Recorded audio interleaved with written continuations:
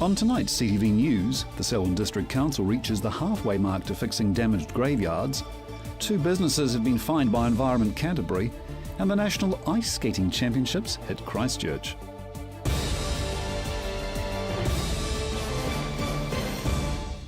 This is CTV News, I'm Grant Mangan. 2 businesses are expected to be fined thousands of dollars by Environment Canterbury for contaminating a local bay.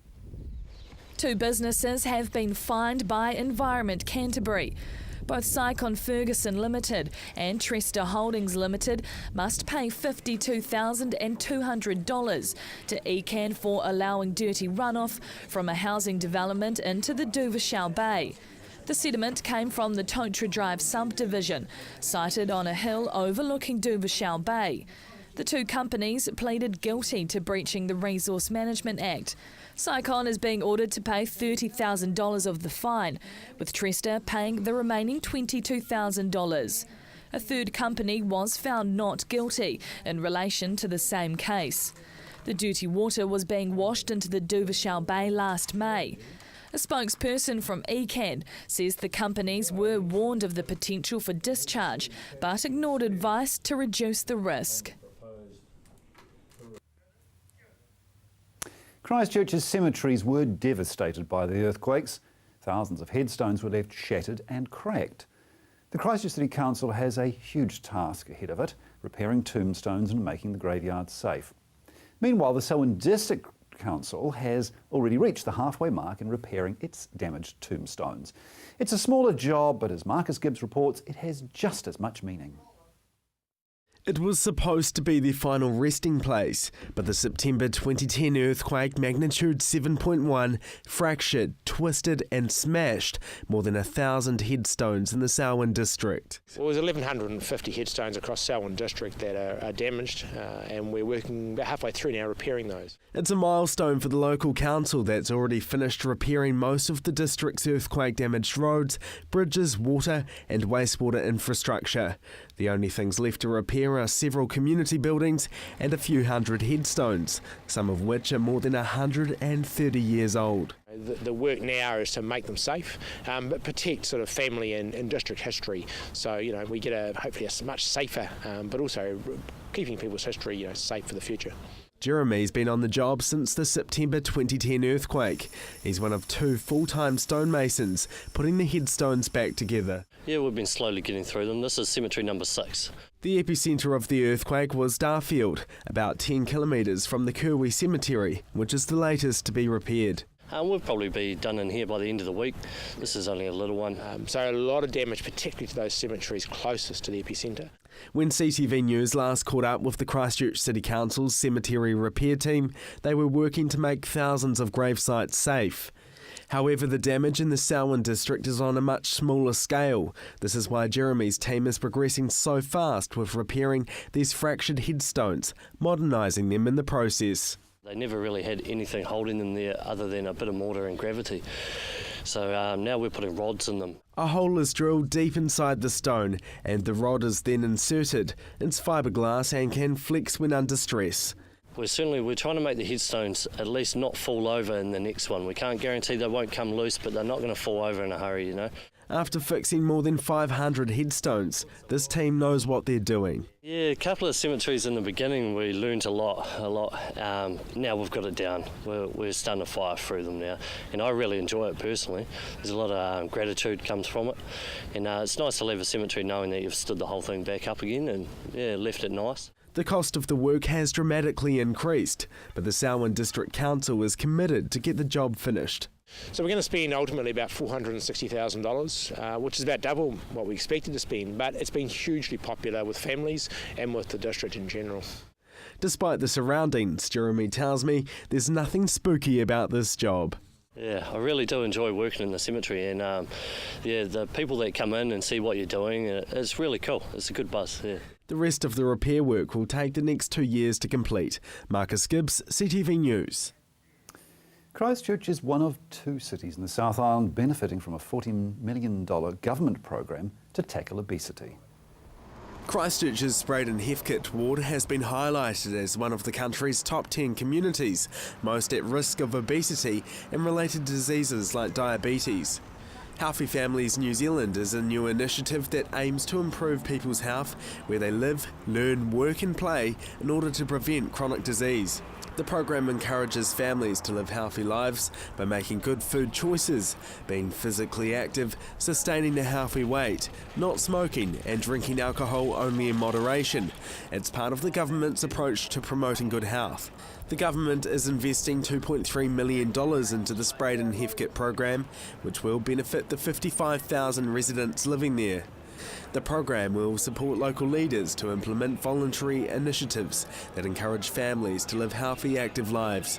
Through investment in community partnerships and a skilled health promotion workforce, these communities will find local solutions to local needs, supporting healthy living. Activities will initially focus on the settings where people live, learn, work and play. Health Minister Tony Ryall says the program is based on the Healthy Together Victoria program in Australia. He says that initiative is one of a few health-related programs that actually work. The minister says the government spends $70 million a year in obesity-related programs. The hope is that this one will actually deliver results. Coming up, ice skating nationals hit Christchurch.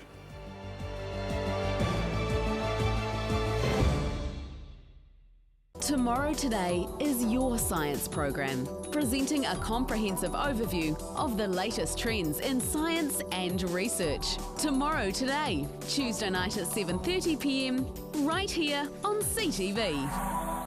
Warm yourself up with a delicious wintry meal at Hinton's Restaurant and Vineyard. Let the flavours of the country linger in your mouth long after your plates and glasses have been cleared. Enjoy an afternoon of comfort and class with great people. Hinton's Restaurant and Vineyard. Spectacular rugby being played in the Press Cup 2014. Get your copy. DVDs available. Call right now, $29.95.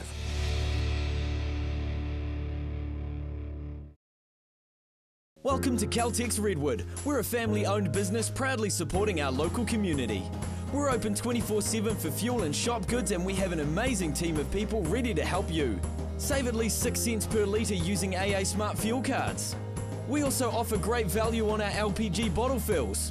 We have a full workshop and Bridgestone Tyre Centre. Our mechanics and tyre technicians will get your car sorted. Caltex Redwood, we're just down from St Bede's on Main North Road. Caltex Redwood, what drives you? Undergone home renovations? Looking for that special something to complete a room? Look no further than the Hitching Post. Their extensive range ensures you can find that special something. From plasma cut metalwork, to candles, artwork, weather vanes, or even a customised gate. So come on down to the Hitching Post, 722 Marshland Road. Hi, I'm Steve and welcome to Carpet Kingdom. At Carpet Kingdom we stock a massive range of carpets and we're also the largest vinyl stockist in the South Island. And not only do we have an excellent range in store, but you can purchase our stock online. We offer free measure and quotes, we have our own installation team, we ship nationwide, so come on down and see us at Carpet Kingdom. 312 Wilsons Road in Waltham, just off Brougham Street, or visit us online at carpetkingdom.co.nz. Wild Spirits covers the biggest, most extreme sports events across the planet. From surfing to base jumping, snowboarding to motocross, this series will sure to have you on the edge of your seat. Wild Spirits, Wednesday nights at 7, CTV.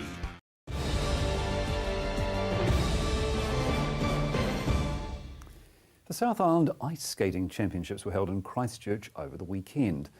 Joelle Bautista went down to check out the talent. Legends in the making. Dancing on ice, impressive jumps and a line full of judges. The Ice Skating Championships full of action. Eager competitors travelled from all corners of the South Island, skating hard to get a place at Nationals. Meet Kelly McGugan, a young girl from Gore competing in the novice girls category. She's been skating for 7 years. Most of the time you're pretty nervous, and then once you're doing your program and stuff, it's just, yeah, you're into it. The competition is fierce and the marks tough. The skaters are judged on their poise, jumps and ability. The dream for these skaters is to qualify for Nationals and for this young pair, Australian Nationals.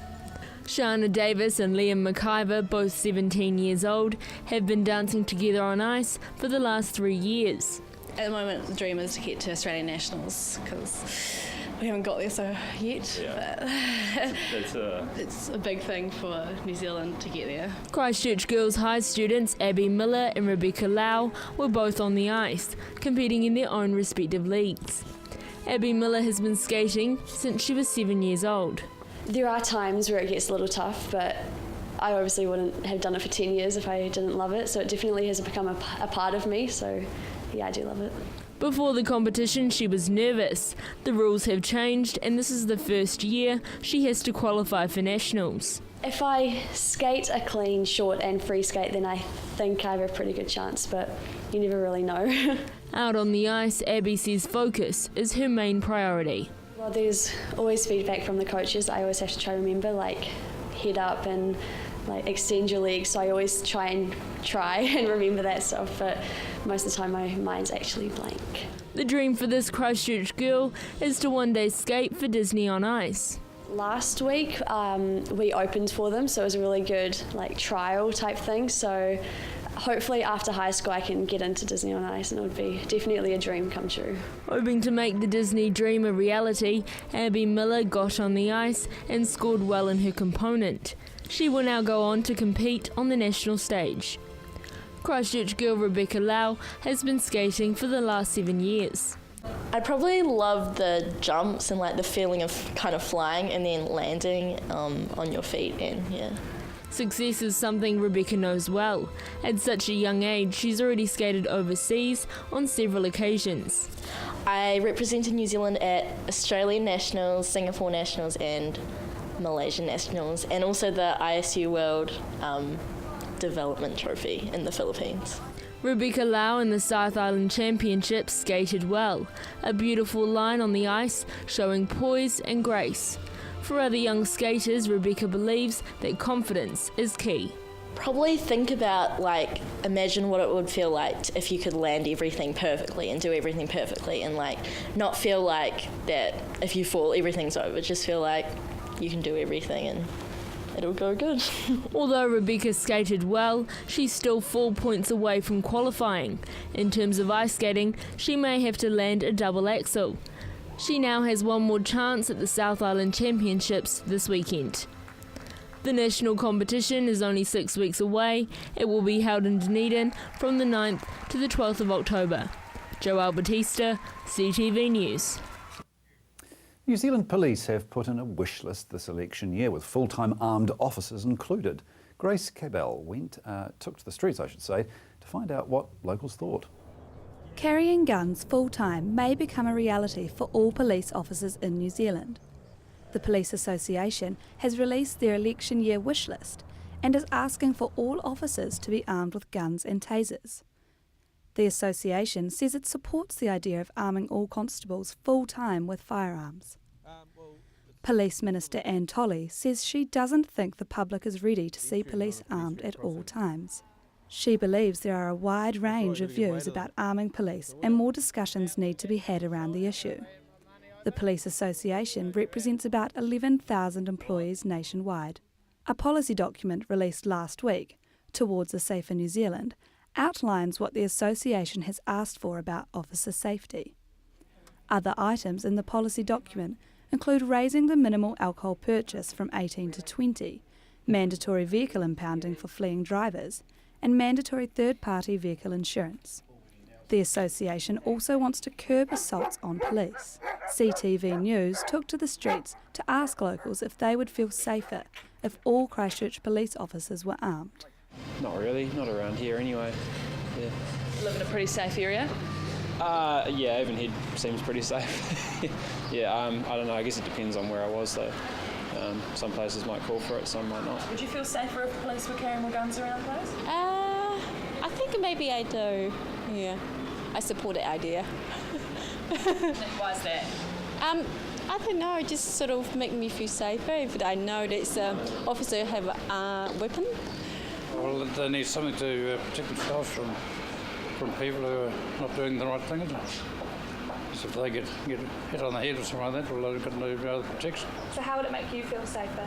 Well, being an ex-serviceman, I know what it's like to have somebody on your side. I do think it would be a good idea. I think that they should be for their own safety. There's so many bad people out there, and I also think it would be really good for our safety. And people will be less inclined to commit crime if they know that the policeman coming is going to be armed. I don't think it feels safer. I think it's probably safer for them. But for the community, it's probably something, if all cops carried tasers, probably better than a gun. I think they've got them ready enough if they need them. What would make you feel safer? Well, I don't feel unsafe myself at the moment, but I'm security conscious, shall we say. A University of Canterbury student has created a web-based application helping first-time voters make a choice. 2% of eligible New Zealand youth didn't vote in the last election. Looking ahead to September, the figures are on the decline. Since the 1990s, the number of young voters has decreased every election by 10%. Candidate, a new web-based application released this month, is set to change that. We need youth to have a say, and we've been given this right, so I think it's really important that we use it. You know, people fought hard to have, women voting in the first place, and then to have youth, 18, 25-year-olds voting. I mean, we're going to have to live in this country for the next 3 years, most of us, so we should have some kind of say, at least say over who's voting. Canterbury University student Hannah Duda created the app and was given $10,000 to turn the idea into reality. It began when the eager student found the majority of her friends and young people she knew didn't vote. Her focus now, to get first-time voters interested in their options. Hannah says New Zealand can't claim to be a democracy when a lot of the youth are still not participating. If you want to complain about things, you need to make sure that you actually took a step to try and make those things not happen. So, feel free to complain about the government, but if you didn't even vote last election, then you should keep your mouth shut. In order to get an unbiased balance from the political parties, each appropriate party was contacted and asked to provide short policy statements under 160 characters. Inspired by the popular dating application Tinder, to agree with a policy you swipe right, and to disagree or say no, swipe left. The answers are then matched with the party they mostly identify with. By choosing to vote or not, Hannah says either way you're still making a decision.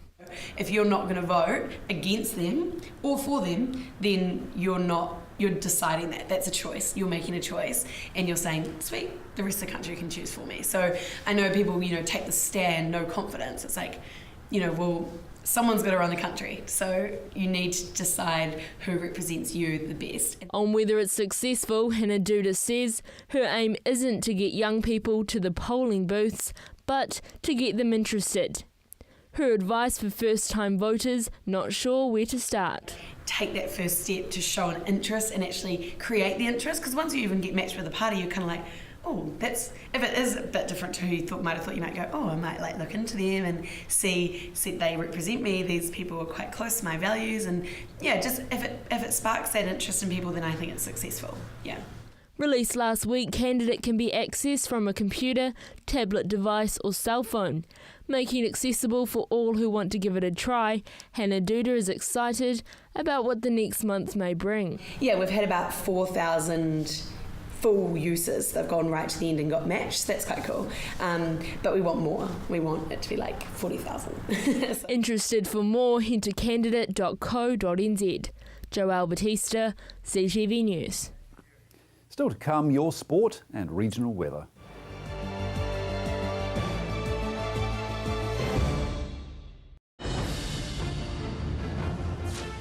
The world has a great deal to tell.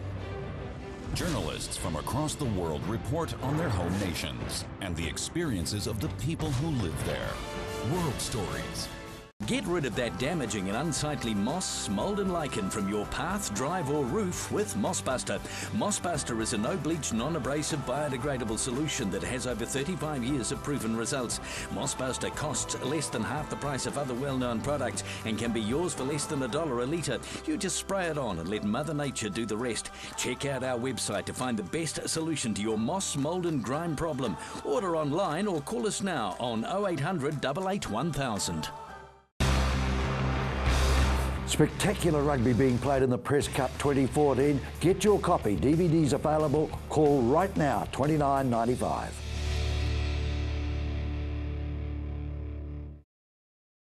My son's helped me greatly with my independence now that I've got more mobility. Mum, I've been looking into stand assist chairs from More Mobility. They recline back with a footrest. Then when you want to get out of them, they stand you up. You can even sleep on them. More Mobility can bring one out for a free trial. There's even electric beds too. What do you think? For more range and more expert advice, see More Mobility, corner Clarence and Princess Streets off Blenheim Road. What a difference More Mobility makes. It's Blackwell's Holden Demolition Sale, with prices on selected demonstrators that'll blow you away. Cruise SRIV $31,990, Farina CDX $21,990, Captiva CX Diesel $39,990, Holden Spark $14,990, and Trax LTZ $31,990. The clock's ticking. These prices could blow any second. Call Blackwell's Holden Softburn today.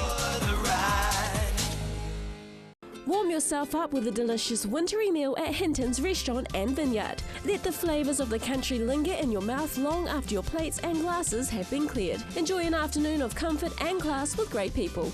Hinton's Restaurant and Vineyard. With all the latest innovations in the world of technology, Shift has everything you need to stay informed and in the know. Shift, 2:15 on Monday, right here on CTV.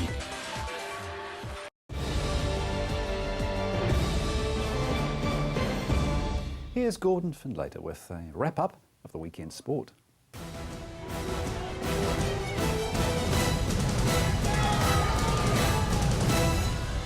Canterbury continued their blockbuster start to the ITM Cup season on Friday night when they put Waikato away 58 points to 27 in Hamilton.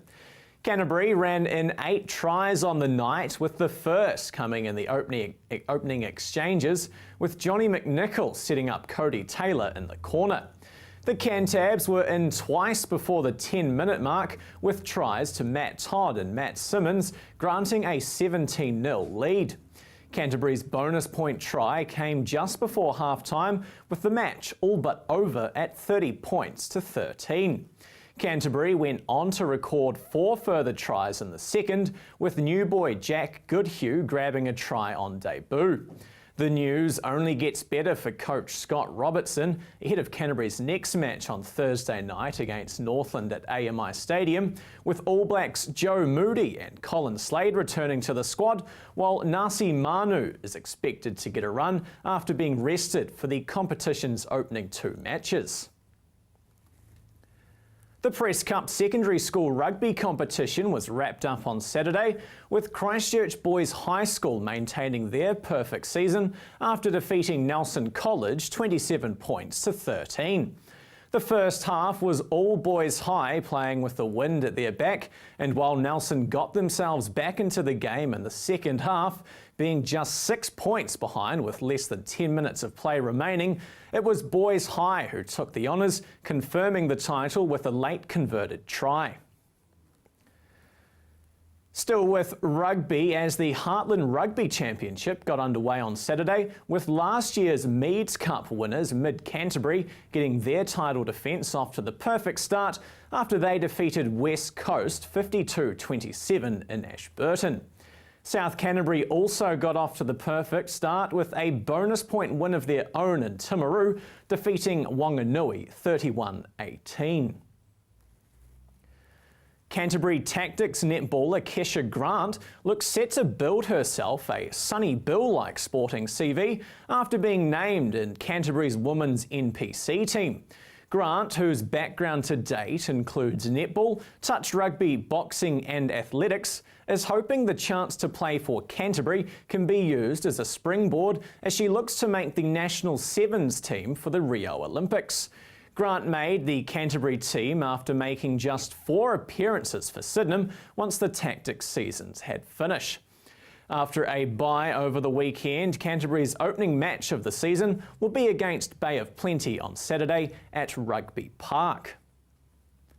And finally tonight, the Canterbury Red Devils are just 1 win away from sealing a 3rd straight National Ice Hockey Championship after the side defeated the Dunedin Thunder in their first match of the best-of-3 final series.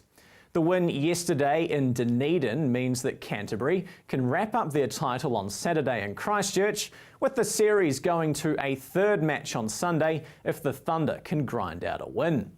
You're up to date with the latest in local sport. I'm Gordon Finlater for CTV Sport.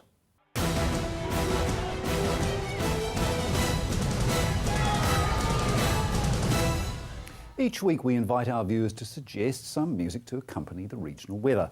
This is a track entitled Tropical Disease from the album Love 2 by French band Air. Here's your local weather.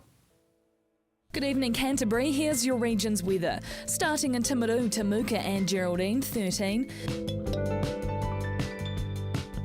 Methven, Ashburton and Rakaia hit 13 degrees today.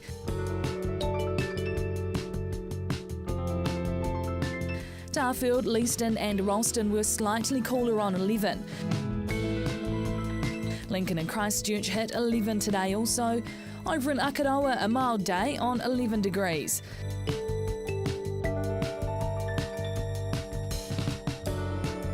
Rangiora, Kaipoi and Amberley hit a high of 13 degrees.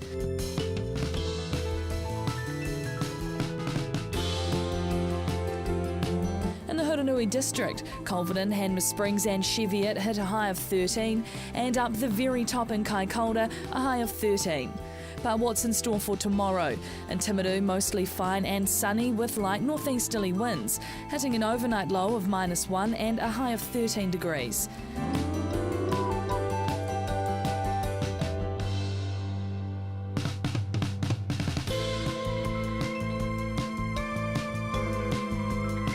In Ashburton, frosty tonight, but fine and cool tomorrow with light winds, hitting an overnight low of -1 and a high of 13 degrees.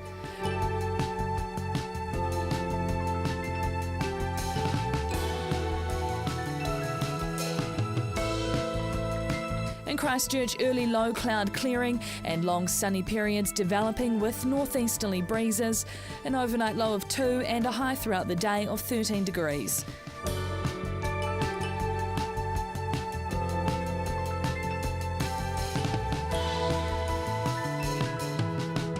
And up the very top in Kaikoura, some low cloud tonight, but fine and sunny tomorrow with light northeasterlies, hitting an overnight low of 2 and a high of 13 degrees.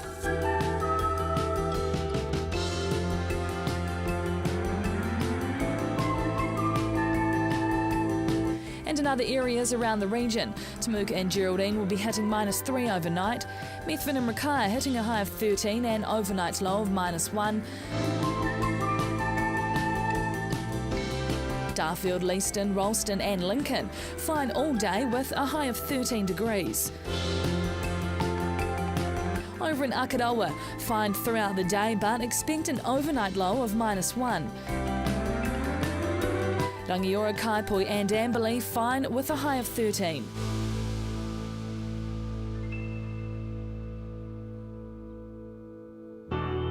Culverden, Hanmer Springs and Cheviot, a chilly -3 overnight with a high of 13. And looking ahead for the rest of Canterbury, fine and mostly sunny on Wednesday and Thursday, with light to moderate northeasterly breezes, expected to be frosty at night. Becoming cloudy on Friday, with some drizzle patches developing late in the day, and moderate cold northeasterlies are expected. Similar weather over the weekend, cloudy and cold with drizzle patches at times, mostly morning and night. Expect moderate northeasterly winds. And that's all for your region's weather. Enjoy the rest of your evening. And that is CTV News for Monday. I'm Grant Mangan. Good night.